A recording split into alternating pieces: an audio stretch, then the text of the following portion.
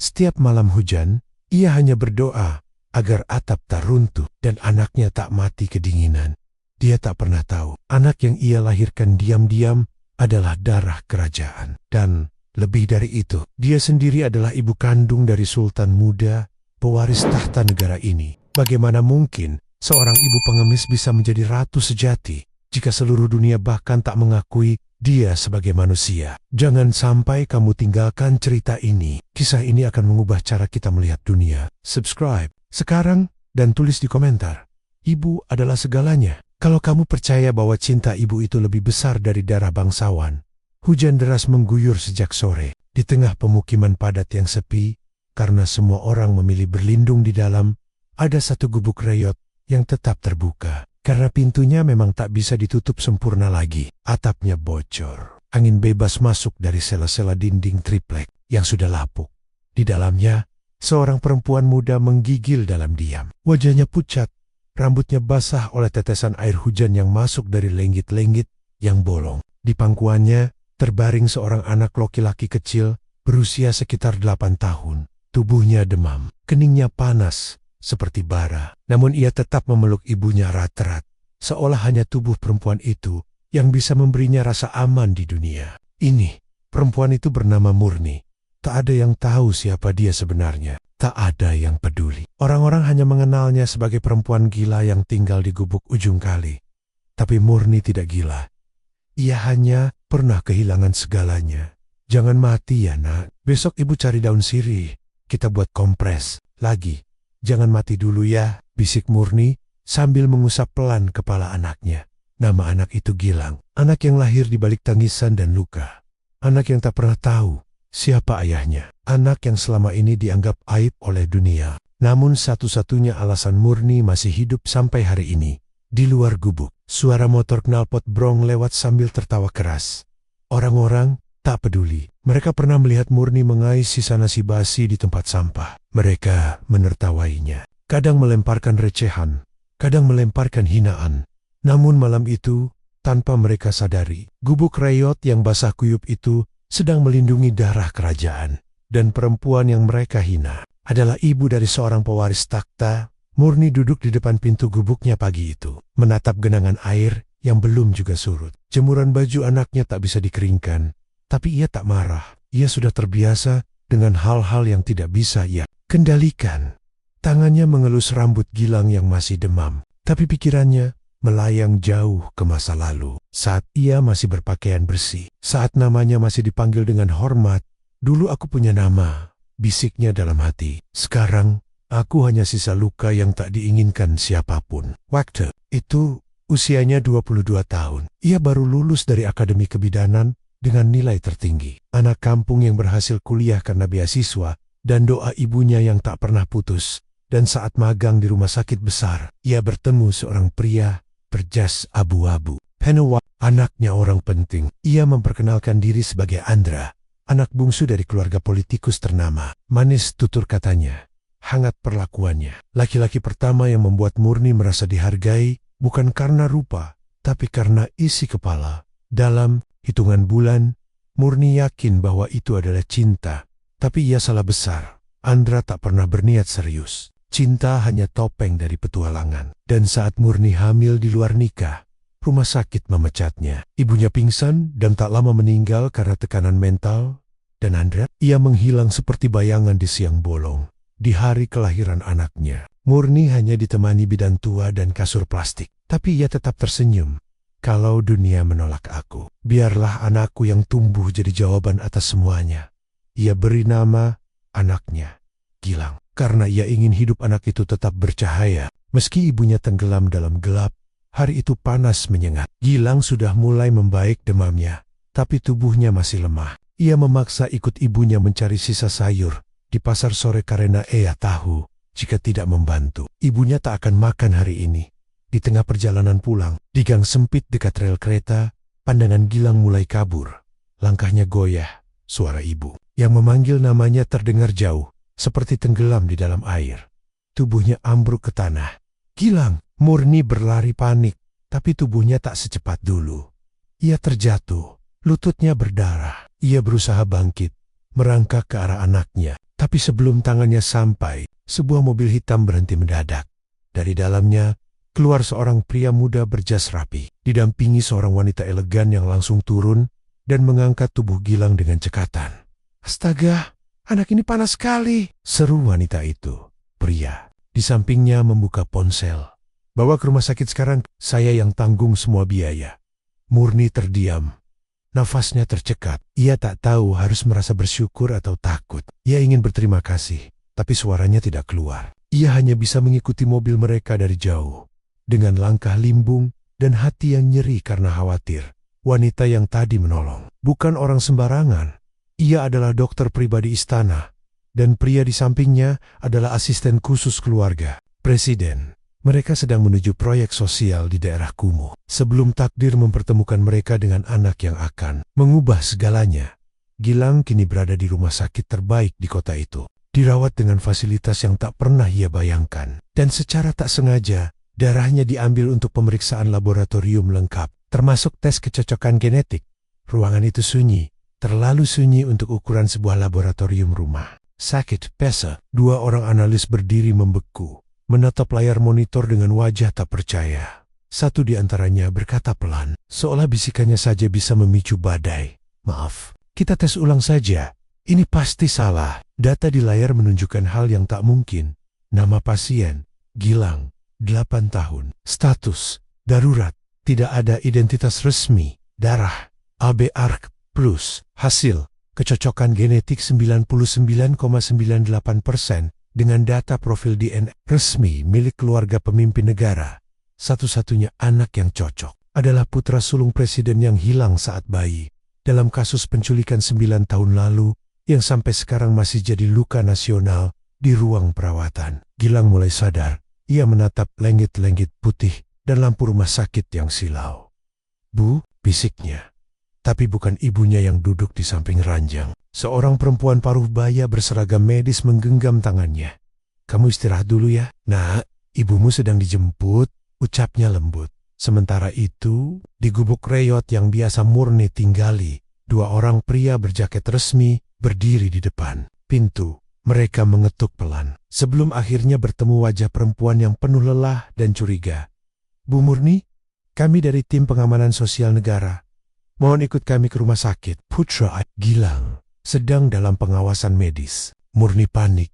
"Ada apa? Anak saya kenapa?" Pria itu hanya menjawab singkat, sambil menyembunyikan ekspresi seriusnya. "Kami harap ibu tenang, tapi ada sesuatu yang harus segera kami bicarakan." Dan malam itu, seluruh sistem rumah sakit diam-diam dikunci. Semua akses data ditutup, dan satu pertanyaan besar mulai berbisik di antara elit negara. Siapa sebenarnya anak itu? Dan dari mana datangnya wanita bernama Murni? Ruang pertemuan kecil di lantai 5 rumah sakit itu dijaga dua orang berbadan tegap. Di dalamnya duduk 4 orang berpakaian rapi, seorang dokter senior, analis forensik, perwakilan dinas sipil, dan satu orang berseragam gelap yang tidak menyebutkan namanya. Di hadapan mereka tergeletak satu berkas yang terus dibolak-balik. Sejak 1 jam lalu, profil medis anak bernama Gilang. Anak ini tidak terdaftar di sistem kependudukan manapun. Ujar perwakilan sipil, lahir di luar fasilitas resmi, sambung dokter, dan genetiknya cocok dengan darah dari istana negara, bisik sang analis sambil menekan kacamata. Ruangan itu hening, lalu suara dari pria berseragam gelap memecah keheningan. "Cari ibunya, lacak semua arsip, cari siapa saja yang hilang dari peta 9 tahun lalu, terutama perempuan." Sementara itu, Murni duduk di lorong rumah sakit dengan wajah kebingungan. Ia memeluk tas lusuhnya aratorat, takut ditinggal, takut ditangkap, takut kehilangan anaknya lagi. Dalam pikirannya, ia bukan siapa-siapa, hanya perempuan gagal, korban cinta yang dibuang, orang miskin yang hidup dari belas kasihan dan sisa pasar. Tapi sore itu, seorang dokter mendekatinya. "Bu Murni," ucapnya pelan, "kami ingin tahu, apakah ibu pernah melahirkan di luar rumah sakit? Atau kehilangan anak?" Murni tertawa kecil, getir. "Saya tak pernah kehilangan anak, tapi saya hampir kehilangan diri saya sendiri waktu melahirkannya." "Kenapa, Dok? Apa anak saya salah?" Dokter itu menatapnya lekat-lekat. Ada sesuatu di sorot mata Murni yang tak bisa ia jelaskan. "Tidak, Bu. anak ibu, sangat istimewa. Di ruangan lain, komputer yang sebelumnya menampilkan hasil DNA Gilang, kini mulai memunculkan rekaman rahasia dari 9 tahun lalu. CCTV rumah sakit bersalin. Wajah Murni muda yang membawa bayi keluar dengan panik. Seorang perawat yang belakangan menghilang tanpa jejak. Dan satu nama yang tiba-tiba muncul di dokumen. Rahasia pemalsuan identitas. Nama itu adalah Murni Ratna Ayu dan pernah tercatat sebagai tunangan rahasia Andra Satya Pranata, anak kedua dari pemimpin tertinggi negara. 9 tahun lalu, Murni masih berseragam putih kebidanan. Wajahnya polos, tapi matanya penuh harapan. Ia tengah berdiri di taman rumah sakit, membaca hasil tes kehamilan yang ia sembunyikan dalam saku jasnya. Garis 2. Positif. Di belakangnya, seorang pria berjas abu-abu datang menghampiri, membawa sebungkus makanan dan senyum yang Murni hafal betul. Senyum Andra. Ini buat kamu. Kamu makan gak hari ini? Tanyanya lembut. Murni mengangguk pelan. Tapi ia belum berani bicara. Baru setelah Andra duduk di sebelahnya, ia beranikan diri untuk berkata, aku hamil. Senyum di wajah Andra tak langsung hilang. Tapi matanya jelas berubah. Satu tarikan napas panjang. Lalu keheningan, dan disitulah segalanya mulai berubah.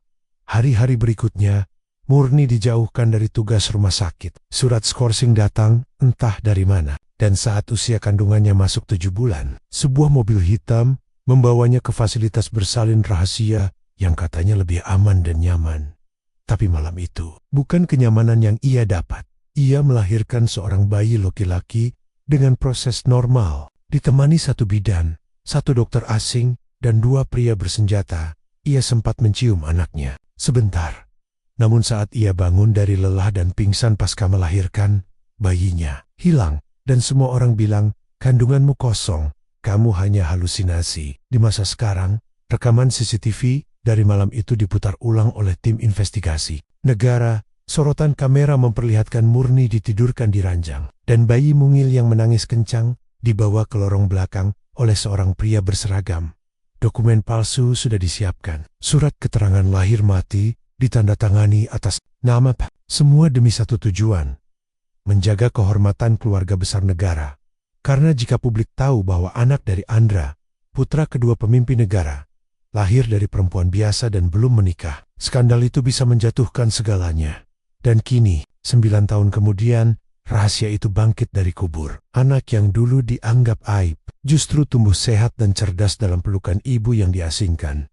Dan dunia mulai bertanya, apakah yang dibuang karena malu akan kembali dengan kehormatan? Dok, anak ini mirip banget sama Bapak Presiden waktu muda. Ya, komentar itu datang dari seorang perawat muda yang sedang mengganti infus Gilang sambil memandangi wajah anak itu. Tak sengaja, ia memotret wajah Gilang dan mengunggahnya ke akun pribadinya dengan caption polos. Pasien kecil ini cakep banget. Senyumnya kayak tokoh negara unggahan itu viral dalam semalam. Di pagi harinya, tagar anak gubuk mirip Sultan menduduki trending. Warganet berspekulasi. Ada yang menjadikannya meme, ada yang membandingkan foto masa kecil presiden dengan wajah Gilang. Dan yang mengejutkan, kecocokan visualnya banner-banner tinggi. Di sisi lain, ruangan krisis di salah satu gedung pemerintahan mulai penuh ketegangan. Siapa izinkan data bocor? Kenapa anak itu belum dipindahkan dari rumah sakit? Kalau ini meledak di media, kita habis. Pria berseragam hitam yang sejak awal memantau kasus ini mulai memukul meja. Hapus semua jejak digital. Hubungi pihak rumah sakit dan siapkan rencana pemindahan diam-diam. Sementara itu di ruang perawatan, Murni mulai diinterogasi secara halus. Ibu yakin selama ini tidak pernah menghubungi siapa-siapa. Ibu tidak pernah cerita ke wartawan. Murni bingung. Ia bahkan tidak punya ponsel pintar. Tapi diam-diam, ia merasa ketakutan mulai berpindah tempat. Bukan lagi ia yang takut kehilangan anaknya, tapi mereka yang takut kehilangan Kendali dan. Saat malam tiba, 2 orang asing masuk ke ruang rawat Gilang tanpa izin. Mereka mengenakan jas putih, membawa alat suntik kecil. Namun sebelum mereka sempat mendekat, berhenti di tempat, seorang dokter senior dan 2 satpam rumah sakit. Masuk set, salah satu pria bertopeng mencoba melarikan diri, tapi tertangkap. Dan di dalam saku jasnya, ditemukan identitas palsu bertuliskan Lembaga Keamanan Negara. Murni memeluk Gilang erat malam itu. Ia tak mengerti apa yang sedang terjadi. Tapi nalurinya sebagai ibu tahu satu hal. anakku sedang dikejar. Bukan karena ia bersalah, tapi karena sebuah mobil dinas berpelat rahasia berhenti di basement rumah sakit. Keluar dari dalamnya seorang pria tinggi berusia awal 40-an. Jasnya rapi, rambutnya disisir sempurna, wajahnya tegas. Kamera TV sering memotretnya. Ia adalah Andra Satya Pranata, kini menjabat sebagai Menteri Koordinator Bidang Stabilitas Nasional. Tapi dulu, ia adalah pria yang meninggalkan Murni saat sedang hamil. Kini ia kembali di ruang khusus yang dijaga ketat. Murni duduk berhadapan dengannya untuk pertama kalinya setelah 9 tahun. Murni menunduk, tubuhnya bergetar, tapi bukan karena takut, melainkan karena semua luka yang pernah ia kubur kini berdiri di hadapannya. Apa yang kau inginkan, Andra? Tanyanya pelan, nyaris tanpa suara. Andra tidak langsung menjawab. Matanya menatap meja, tak berani menatap wajah perempuan yang pernah ia hancurkan. Aku hanya ingin menyelesaikan ini tanpa skandal. Demi negara. Demi anak itu juga, Murni mendongak. Untuk pertama kalinya, matanya tajam. Bukan lemah, bukan rapuh. Anak itu bernama Gilang. Dia bukan itu. Dia darahku. Dan darahmu, hening. Lalu Andra berkata datar. Dia akan hidup. Lebih baik jika tak pernah tahu siapa ayahnya. Sementara itu, di luar ruangan, awak media mulai mengepung rumah sakit. Mereka mencium aroma konspirasi. Kabar bahwa anak gubuk adalah pewaris darah istana mulai menyebar di grup WhatsApp wartawan Dendi Istana. Panik tersembunyi di balik senyum diplomatik. Pejabat mulai mencari kambing hitam. Tim khusus dibentuk. Proposal adopsi simbolik disiapkan. Dan satu pertanyaan mulai menggema di kalangan penguasa.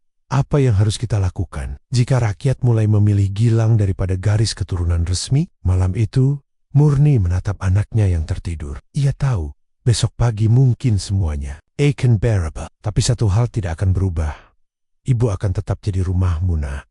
Meski seluruh negeri ingin mengusirmu. Pagi itu, Murni dipanggil ke ruangan yang sangat mewah di lantai eksekutif rumah sakit. Karpet tebal, tirai krem. Pendingin ruangan terlalu dingin. Di dalam, duduk 3 orang, seorang pria berjas navy dengan cincin emas. Seorang wanita muda membawa dokumen. Dan satu orang asing hanya duduk diam, tak memperkenalkan diri. Silakan duduk, Bu Murni, ujar wanita itu sopan. Murni duduk, gugup, tapi tetap menjaga napasnya tenang. Kami datang atas nama negara. Tapi jangan takut, kami ingin membantu ibu dan Gilang. Lanjutnya, pria berjas navy membuka map, menyodorkan selembar dokumen dan 1 cek kosong. Ini adalah tawaran penghargaan negara, karena ibu telah menyelamatkan nyawa pewaris. Isi sendiri nominalnya, 100 juta. 1 miliar, kami tidak akan tanya. Murni menatap cek itu. Tangannya gemetar. 1 miliar rupiah bisa membeli atap rumah. Bisa membeli kehidupan baru. Bahkan mungkin bisa menyembuhkan penyakit anak-anak jalanan yang sering ia temui. Tapi kemudian, wanita itu menambahkan satu kalimat yang membuat semuanya runtuh. Dengan satu syarat. Ibu pergi. Ibu tidak lagi mengaku sebagai ibunya. Dan Gilang akan hidup sebagai anak negara. Dunia terasa berhenti sejenak. Murni menatap wajah mereka satu persatu. Tidak ada cinta di ruangan itu. Hanya angka, hanya skenario. Ia tahu, Gilang akan dapat pendidikan terbaik, pakaian terbaik, makanan terbaik. Tapi, apa gunanya dunia jika anaknya kehilangan ibunya? Apakah kalian pernah memeluk anak yang menggigil di tengah hujan malam? Apakah kalian tahu rasanya menyuapi anak dari sisa makanan tetangga? Apakah kalian tahu berapa banyak doa yang kutanam dalam pelukannya selama 8 tahun ini? Hening, lalu Murni berdiri, menatap mereka dengan tenang, seperti perempuan yang tak bisa dibeli. Kalau kalian ingin anak itu hidup sebagai simbol, silakan. Tapi aku akan tetap jadi ibunya, sampai aku mati. Dan tanpa menunggu jawaban, Murni keluar dari ruangan, meninggalkan cek kosong yang tak berarti apa-apa. Dibanding kasih yang telah ia pelihara dalam sepi, gedung tinggi di pusat kota hari itu dipenuhi wartawan. Kamera berjajar, mikrofon berlogo, stasiun TV nasional dan internasional berdesakan di atas meja. Pemerintah mengumumkan konferensi pers darurat, klarifikasi atas viral bocah gubuk yang diduga anak keluarga negara. Undangan dikirim secara terbatas, tapi publik sudah menebak. Ini bukan sekadar klarifikasi, ini pengakuan atau penghapusan. Di balik panggung, Murni duduk dengan perut mulas. Bukan karena sakit, tapi karena takut. Di sampingnya, duduk Gilang yang kini mengenakan kemeja putih bersih. Wajahnya polos. Ia tak mengerti mengapa semua orang kini memanggilnya Ananda. Lalu datang seseorang yang membuat ruangan terasa berputar. Andra. Ia mendekat pelan. Tatapannya lelah, murni. Aku minta maaf. Murni tidak menjawab. Karena luka 9 tahun bukan sembuh dengan satu kalimat. Saat giliran mereka naik ke podium, ratusan kamera menyala. Flash, menyambar. Sorotan tajam dari jurnalis, netizen, pengamat politik. Semua mengarah ke satu hal. Siapa Murni? Siapa Gilang? Juru bicara negara mengambil mikrofon. Wajahnya tenang, suara pelan tapi jelas. Kami menyampaikan bahwa setelah dilakukan investigasi dan uji DNA lintas lembaga, benar, Ananda Gilang adalah darah sah dari garis keturunan pemimpin negara. Dan Ibu Murni Ratna Ayu adalah ibu kandungnya. Ruangan hening, tapi media sosial meledak. Tagar Ibu Gilang trending di 11 negara. Netizen mulai membuat potongan. Video Murni menangis memeluk anaknya dengan caption, perempuan gubuk yang mengalahkan sistem. Namun tak semua pihak senang. Di lorong bawah gedung, seseorang menutup telepon dengan wajah dingin. Kalau dia tetap muncul di publik, semua yang kita bangun akan runtuh. Cari cara buat dia hilang lagi. Murni memeluk Gilang aratorat di depan kamera. Ibu nggak butuh istana, nak, asal kamu tetap punya nama. Nama yang dulu mereka rampas, dan kini kita rebut kembali dengan cinta. Harriet, gerbang Istana Merdeka terbuka untuk satu sosok yang dulu pernah tidur di gubuk bocor.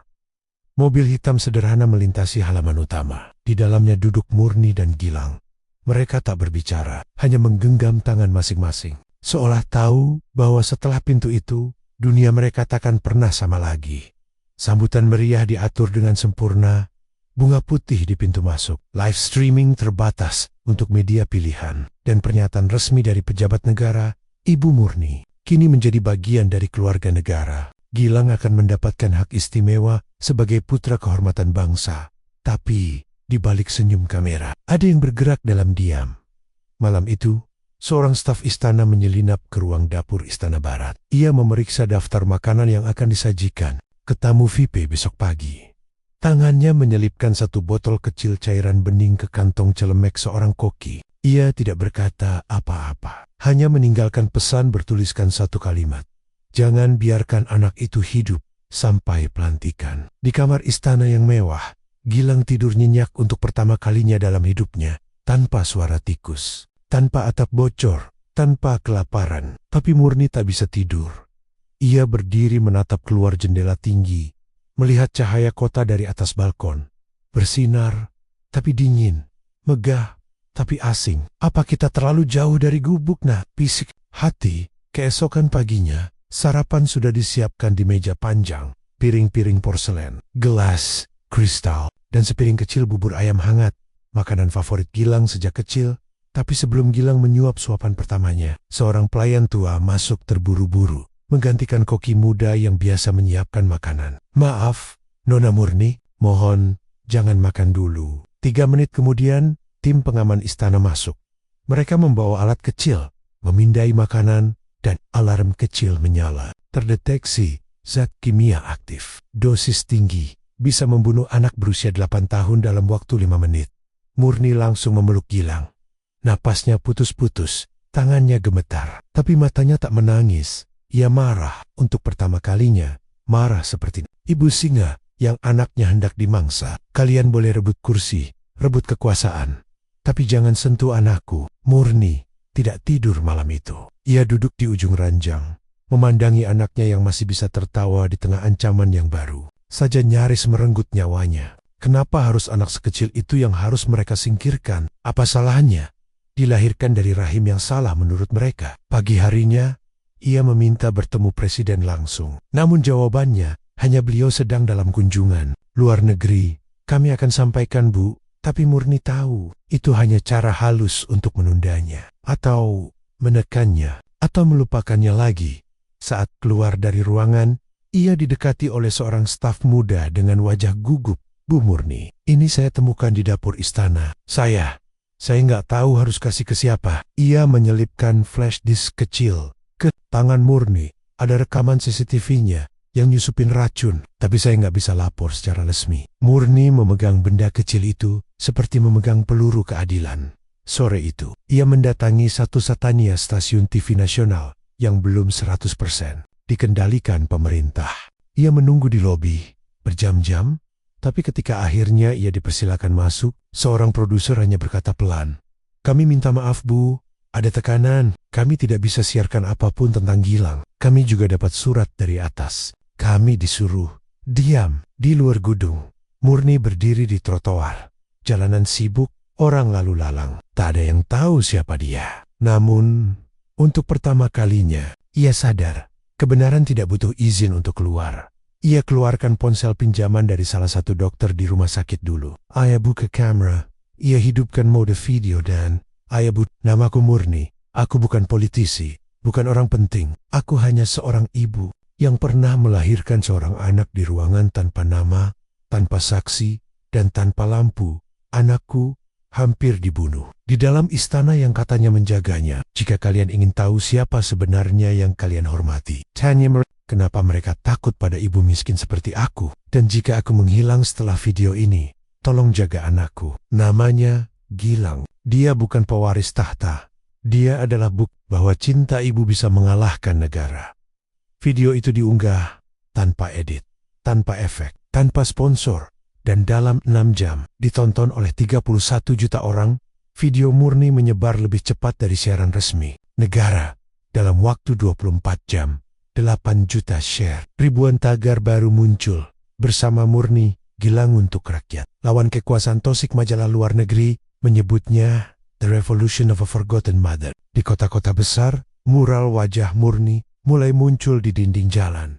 Gambarnya memeluk Gilang. Dengan kutipan, "Jika mikrofon dimatikan, aku akan berteriak." Rakyat mulai bersuara. Demo kecil muncul di depan gedung DPR. Mahasiswa membacakan puisi untuk ibu yang tak bisa dibungkam. Jurnalis independen mulai membuka dokumen lama, termasuk kasus penghilangan bayi 9 tahun lalu yang dulu ditutup paksa. Namun di sisi lain, ruangan rapat khusus di gedung pemerintahan dibungkam oleh amarah. Kenapa tidak kalian habisi saja dia dari awal? Seorang pria yang mengenakan batik kelam, ketua fraksi tertinggi, membanting meja. Kalau anak itu tumbuh dan publik menyukainya, kita kehilangan kendali. Seseorang yang duduk di ujung meja angkat tangan perlahan. Atau kita tawarkan mereka kendali semu. Kita beri mereka harapan, tapi tetap kita yang tentukan jalannya. Sementara itu, Murni dan Gilang sudah tak lagi tinggal di istana. Mereka dipindahkan ke rumah aman tanpa alamat pasti. Dijaga 2 personel khusus. Tapi Murni tahu, bukan mereka yang menjagaku. Mereka mengawasi. Malam itu, Gilang bertanya pelan, "Bu, aku ini sebenarnya siapa sih?" Murni menarik napas dalam, lalu menjawab sambil tersenyum lembut, "Kamu adalah alasan kenapa ibu masih hidup. Dan mungkin alasan negeri ini akan berubah." Namun sebelum fajar tiba, di layar komputer staf keamanan muncul notifikasi, lokasi tempat tinggal target telah bocor. Sumber tak dikenal, jam 02.13 dini hari. Alarm tidak berbunyi, tidak ada ledakan, tidak ada pintu dibeb. Tapi seseorang telah masuk ke rumah aman tempat Murni dan Gilang disembunyikan. Orang itu membawa satu tas lempang, berpakaian seperti petugas biasa. Tapi yang membedakannya hanyalah air matanya. Namanya Ilham, salah satu mantan ajudan Andra saat skandal ini pertama kali dikubur 9 tahun lalu. Ia adalah satu dari sedikit saksi hidup yang tahu bahwa Murni bukan hanya korban, tapi kambing hitam. "Bu Murni," bisiknya pelan, menunduk di hadapannya. "Saya datang bukan untuk mengancam. Saya datang untuk menebus." Murni sempat waspada, tapi lalu tatapannya melunak. Ilham membuka tasnya. Di dalamnya, foto asli rekaman saat bayi Gilang digendong paksa keluar dari rumah sakit bersalin, salinan perintah pemalsuan identitas, dan satu USB drive yang hanya bisa dibuka dengan kode biometrik milik Andra sendiri. Semua bukti bahwa negara pernah menghapus ibu dari sejarah ada di sini.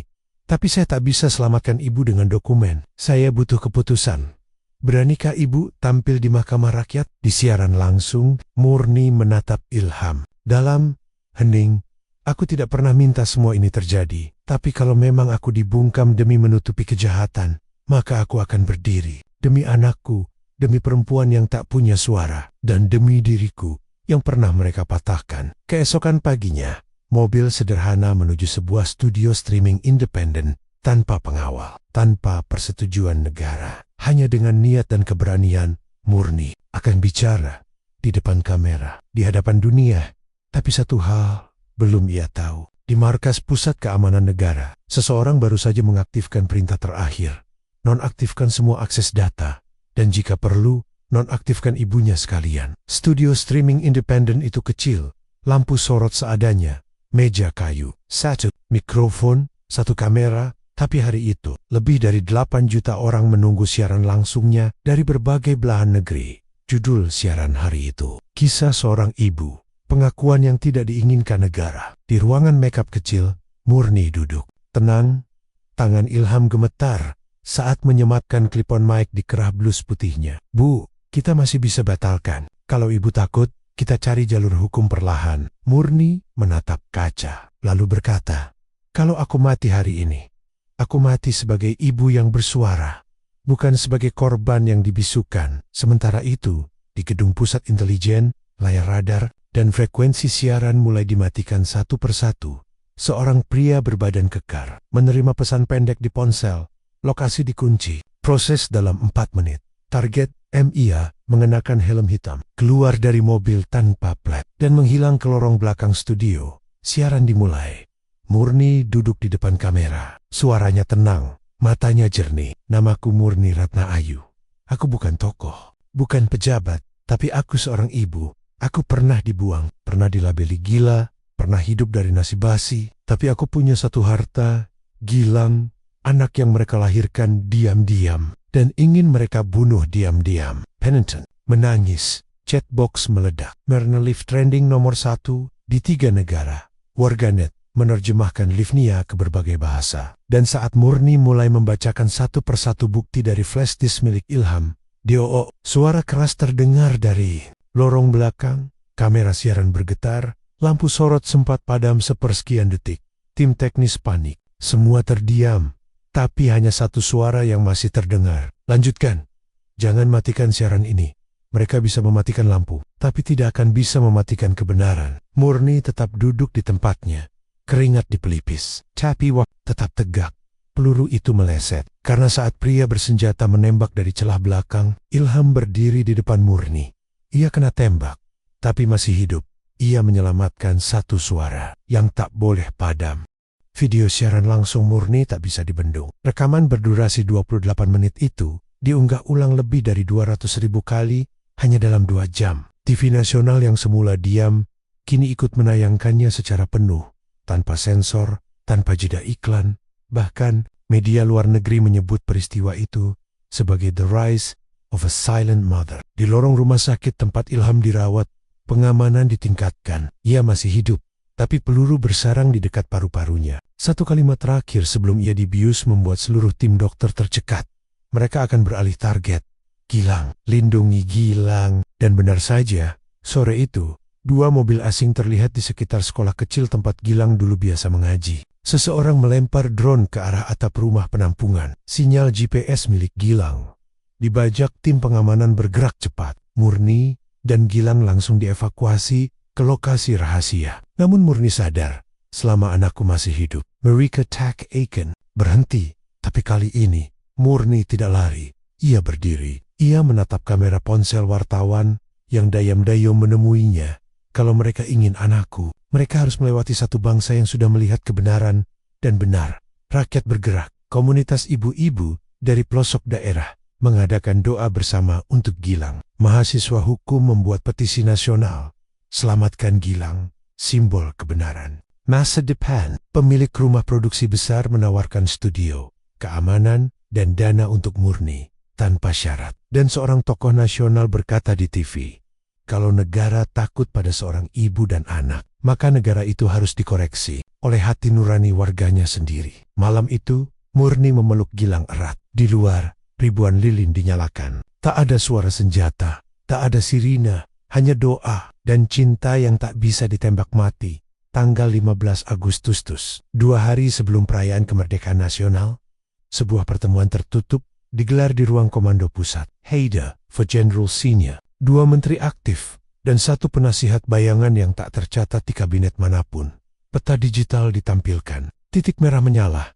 Lokasi Gilang terdeteksi kembali. Kata mereka, anak itu bukan ancaman fisik, tapi ancaman simbolik. Jika 17 Agustus rakyat melihat wajah bocah itu berdiri di atas podium, maka semua sejarah yang kita tulis ulang akan hangus dalam satu siaran langsung. Maka perintah dikeluarkan. Eksekusi sebelum upacara kenegaraan dimulai. Sebelum dunia menyebutnya simbol kemerdekaan. Sementara itu, di tempat persembunyian terakhir, sebuah rumah tua peninggalan aktivis zaman dulu, Murni berdiri di depan cermin.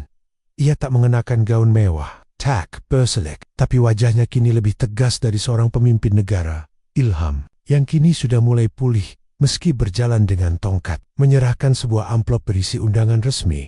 Ibu diundang untuk memberikan pidato rakyat 17 Agustus di Lapangan Merdeka, langsung dari panitia independen, tanpa sensor. Disiarkan langsung ke seluruh negeri. Murni menatap amplop itu, lalu menatap Gilang. Apa kamu siap berdiri di samping ibu, nak? Gilang mengangguk. Selama ibu tidak pergi lagi, aku tidak takut. Namun malamnya, drone hitam kembali muncul. Seseorang dari lingkaran dalam membocorkan rute keberangkatan mereka ke Lapangan Merdeka. Mobil yang mengantar mereka disusupi tracker. Dan pukul 3 dini, Horik, 2 tim bayangan telah menunggu di 2 titik jalan. Tapi mereka tak tahu satu hal. Ribuan warga sudah berkumpul diam-diam. Mereka membuat rantai manusia dari titik persembunyian hingga ke podium. Ada yang berdiri, ada yang berbaring, ada yang menangis. Tapi semua bersatu. Dan semua membawa pesan. Kalian tidak bisa membungkam ibu ini. Kalian tidak bisa membunuh masa depan kami. Tanggal 17 Agustus, podium rakyat dibuka. Murni berdiri di atas panggung kecil. Bukan megah, tapi kuat. Di sebelahnya, Gilang memegang bendera kecil yang dulu hanya bisa ia gambar di tembok gubuk. Sorot. Kamera ada di mana-mana. Dunia menonton. Dan satu persatu, wajah-wajah tua di kursi kekuasaan mulai kehilangan suara. Hari itu tak seperti perayaan kemerdekaan biasanya. Tak ada parade tank, tak ada pesta kembang api, tak ada pidato panjang dari orang-orang yang biasa berdiri paling tinggi. Yang ada hanyalah seorang perempuan biasa, dengan suara yang terdengar gemetar, tapi teguh. Jika kemerdekaan adalah hak segala bangsa, maka jangan pernah ada lagi seorang ibu yang harus memilih antara cinta dan diam. Aku bukan ratu, aku bukan tokoh sejarah, tapi hari ini, aku berdiri sebagai seorang ibu yang menolak tunduk pada ketakutan. Pidato Murni tak panjang, namun dampaknya mendalam. Selama 12 jam setelah siaran langsung, 5 menteri mengundurkan diri, 3 jenderal diperiksa, dan 1 komite khusus dibentuk untuk mengusut penculikan bayi negara di masa lalu. Sementara itu, Andra menghilang. Ia terakhir terlihat menaiki helikopter pribadi ke luar negeri 1 hari sebelum pidato. Murni, tak ada pernyataan resmi. Tak ada permintaan maaf. Namun bagi Murni, itu bukan lagi penting.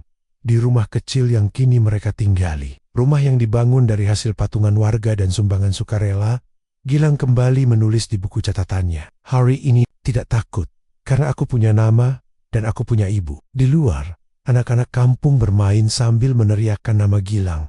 Bukan sebagai pangeran, bukan sebagai pemimpin, tapi sebagai teman. Sebagai simbol bahwa mereka juga punya hak untuk tumbuh, untuk dihargai, untuk dicintai. Murni kini bekerja sebagai pembicara publik tentang hak-hak perempuan miskin. Ia tidak memakai jas, tidak bawa ajudan, tapi setiap kali ia bicara, ruang menjadi tenang karena semua tahu suara yang pernah dibungkam. Saat kembali, lebih keras dari peluru, 1 bulan setelah pidato Murni, suasana negeri mulai berubah pelen-pelen. Di ganggang sempit dan pasar-pasar kecil, mural wajah Murni mulai memudar. Tapi pesan yang ia bawa tetap hidup.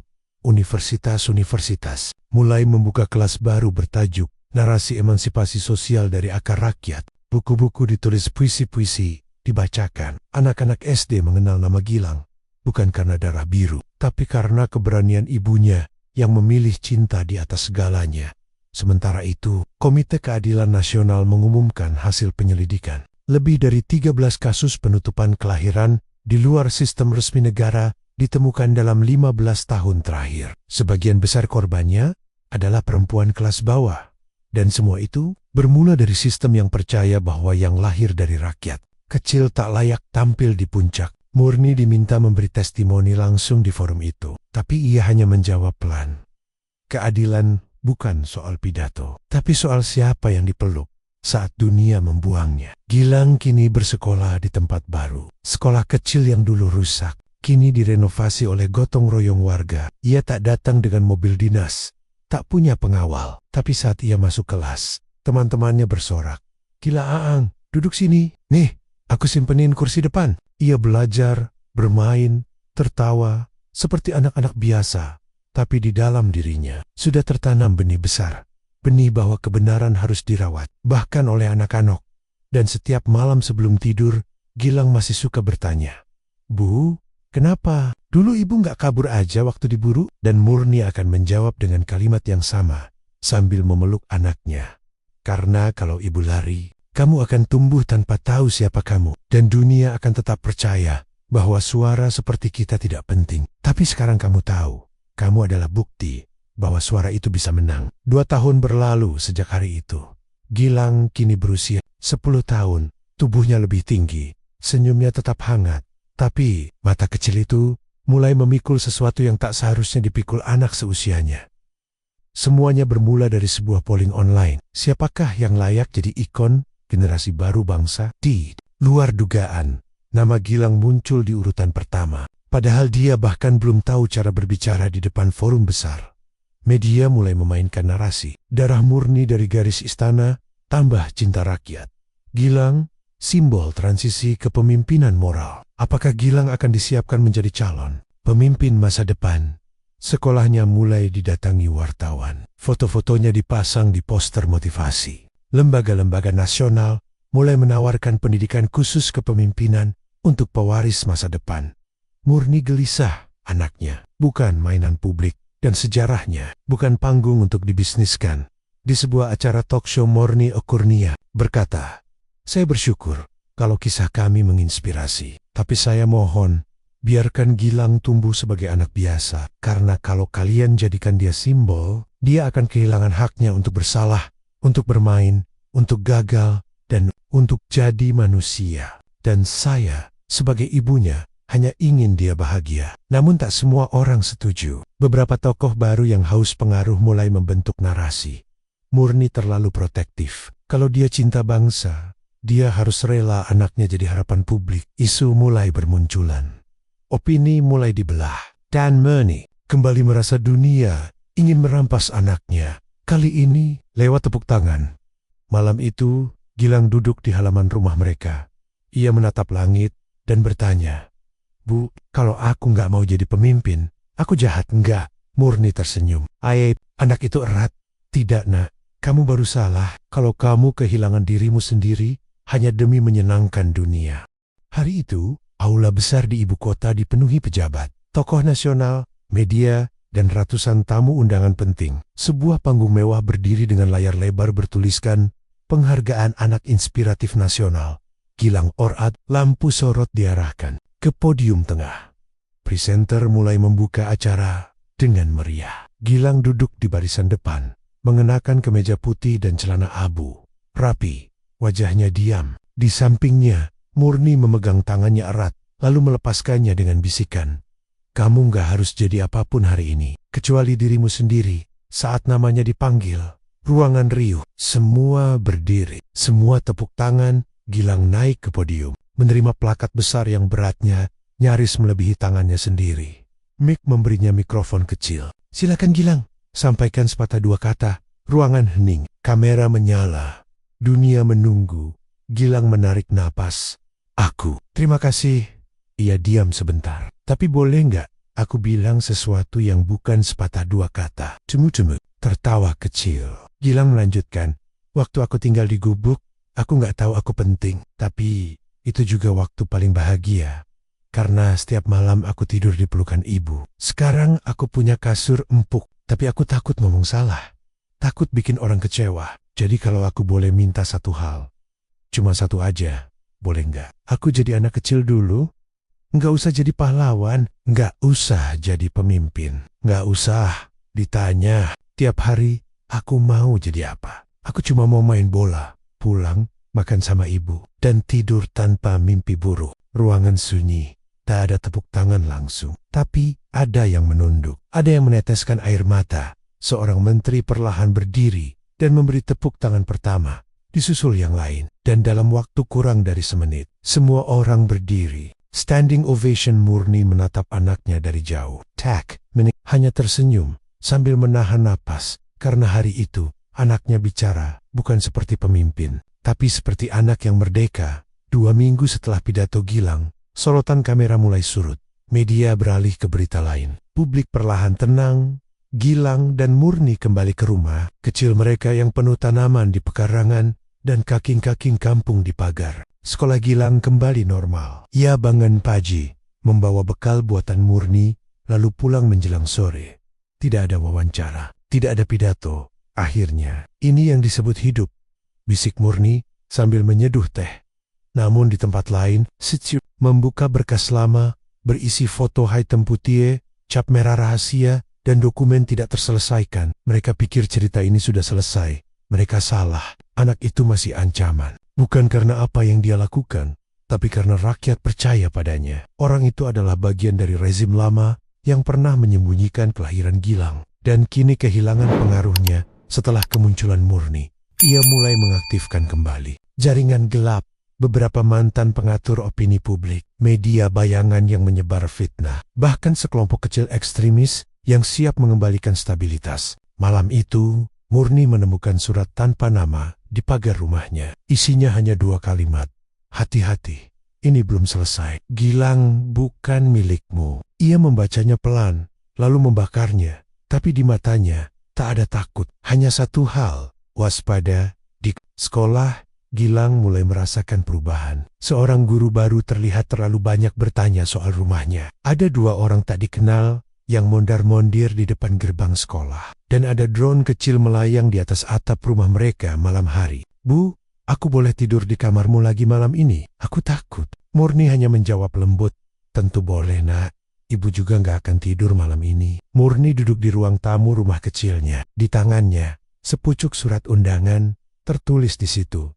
Diskusi tertutup nasional, perlindungan hak perempuan, dan anak dalam sistem pemerintahan tempat istana rakyat. 2 hari lagi, ia tahu, diskusi itu bukan formalitas. Itu adalah siasat pihak-pihak tertentu. Mereka ingin mengundangnya agar bisa mendiamkan isu, mengatur ulang narasi, dan memastikan suara Gilang tidak tumbuh menjadi gelombang perubahan.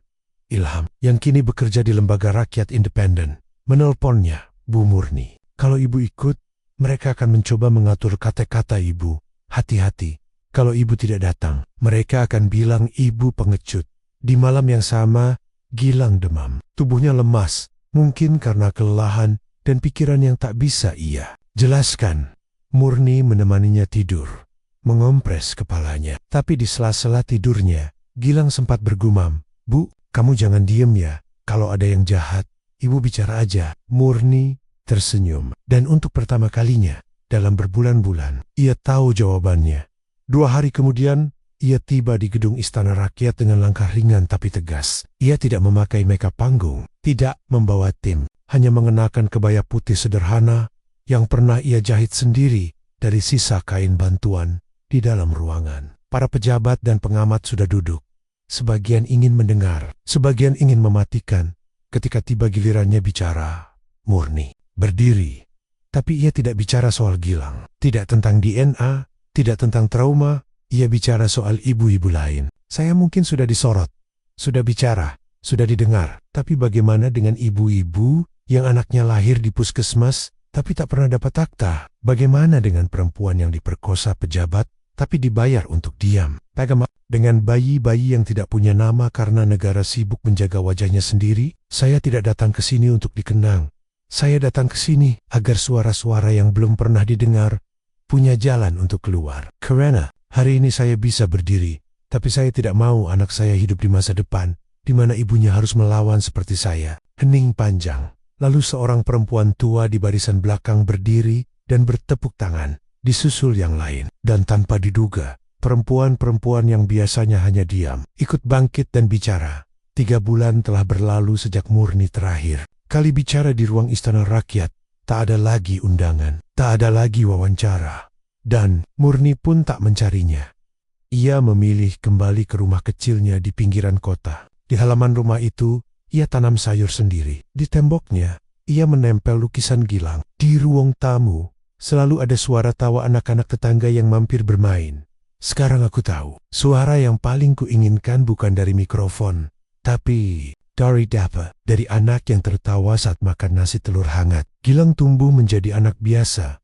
Setiap pagi, ia berangkat sekolah naik sepeda kecil warna biru. Setiap sore, ia bermain bola dengan anak-anak kampung. Dan setiap malam, ia membaca buku sebelum tidur, tapi sesekali, ia menatap langit dan bertanya, "Bu, menurut ibu, aku harus jadi apa nanti?" Murni menjawab sambil menyiram tanaman, "Kamu boleh jadi apa saja, asal jangan lupa siapa kamu." Di Tempot Lane, banyak perempuan mulai berani mendaftarkan akta kelahiran anak-anak mereka yang dulu dianggap tidak sah. Organisasi lokal mulai berdiri untuk mendampingi ibu tunggal. Dan cerita Murni masuk dalam buku sejarah alternatif berjudul Suara yang Bangkit dari Gubuk.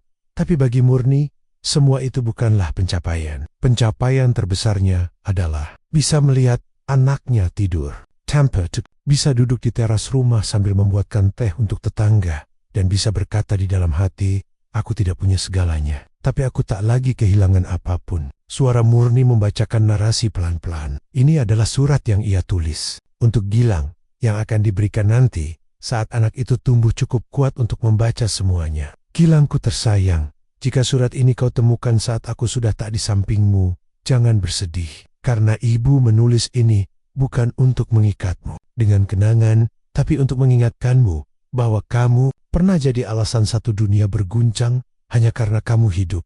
Tapi jangan biarkan itu membebani langkahmu. Kau tak harus jadi simbol, tak harus jadi pahlawan. Kau cukup jadi orang yang tahu benar dan salah, yang tahu siapa yang harus kau peluk dan siapa yang harus kau lepaskan. Aku tahu dunia ini tidak selalu adil. Kadang yang jujur disingkirkan, yang baik dipermainkan. Tapi percayalah nak, tidak ada suara yang sia-sia jika ia disampaikan dari tempat yang tulus. Aku mungkin bukan ibu terbaik. Aku tidak bisa memberimu rumah besar atau warisan emas. Tapi aku memberi satu hal yang tak bisa dicuri siapapun. Nama yang lahir dari cinta dan keberanian. Nama yang dulu mereka coba buang. Tapi sekarang jadi api kecil yang menerangi gelap banyak orang. Kalau suatu hari kau lelah, kau boleh berhenti sebentar. Tapi jangan hilang, jangan diam. Karena kau anak dari seorang ibu yang tidak pernah berhenti berjalan, bahkan ketika jalannya penuh lumpur dan dihujat banyak orang. Dan ingatlah nak, ibu tidak pernah menginginkan kekuasaan. Ibu hanya ingin kau bisa tertawa setiap hari, karena tawa itulah yang menyelamatkan ibu dari dunia yang terlalu bising.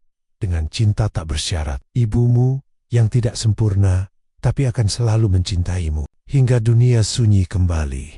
Dan begitulah, sebuah kisah dari gubuk kecil yang pernah diremehkan dunia, tapi ternyata menyimpan kebenaran yang mengguncang istana.